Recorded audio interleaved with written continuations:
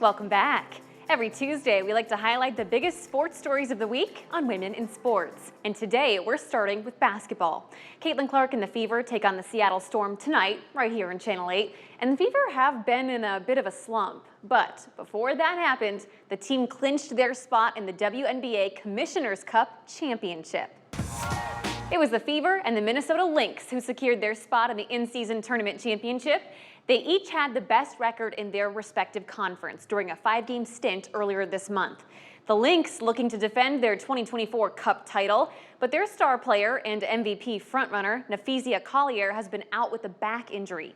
The championship will be at 7 p.m. Central Time on Tuesday, July 1st. But you won't see several WNBA stars playing in the U.S. for the next few games. The 2025 FIBA Women's Eurobasket is here, and knockout stages began today. This is the 40th annual tournament, and it is a qualifier for next year's FIBA World Cup.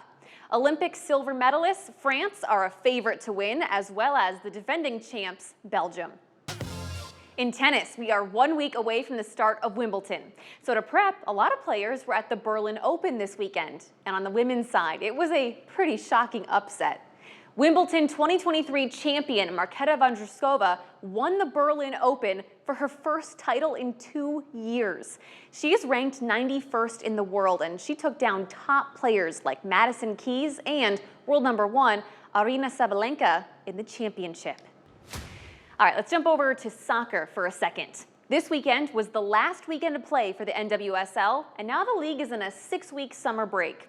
A lot of players will be competing in international tournaments during this time.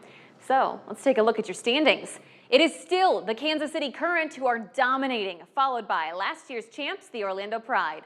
Otherwise, nothing else changed in the top 8 teams. There are 14 in the league, and just like last week, the Chicago Stars sitting at 13th place. And the San Diego Wave have announced they will retire Alex Morgan's jersey coming up on September 7th. The legendary player, who wore number 13, retired from soccer last September.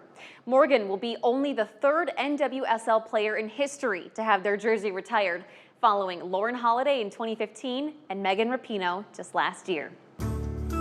In golf, the KPMG Women's PGA Championship wrapped up this weekend, and it was Australian golfer Minjee Lee who took home the trophy. This was the 3rd major of the pro golf season, and it featured all 100 of the LPGA's top 100 athletes.